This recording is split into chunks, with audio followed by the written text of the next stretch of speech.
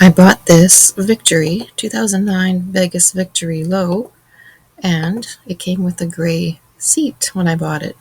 The owner did not order this seat. He ordered a plain black one, but this is what they sent him. So he lived with it. I like the hawk, but don't like the gray. So we're going to dye it. First we need to put a deglazer on it, kind of like a stripper. So I found both the dye and the deglazer online and ordered them together. Don't be afraid to do this. I asked around to leather workers in my area, and they didn't want to touch it. This was very inexpensive and worked great. I did the deglazer twice, and I thought I should keep going until my cloth came clean, but I could see that was never going to happen. So I let it dry overnight outside where it was protected from the elements, and then it was time to dye. So the dye comes with a nice fluffy applicator to help get into the stitching or any cracks and molds. I did not wear gloves, but I would definitely suggest that you do. I went over it twice in one session.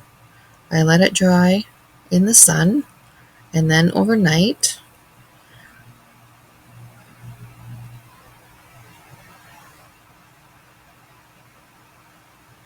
And I was pretty impressed.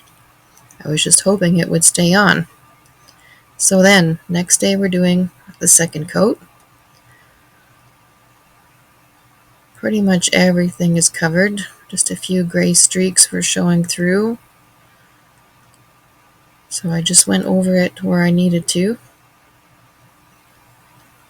And then once it was dry again, then I wiped it with the cloth until dry wiping didn't show on the cloth at all. Then I figured it would be safe and not make the butt of my jeans all black. That would be embarrassing. It looks good, and it turned out not to rub off on my pants. It's been almost 3 years, and it's just starting to show some gray through, so I may dye it again soon. Thanks for watching. Like and subscribe for riding and RV videos.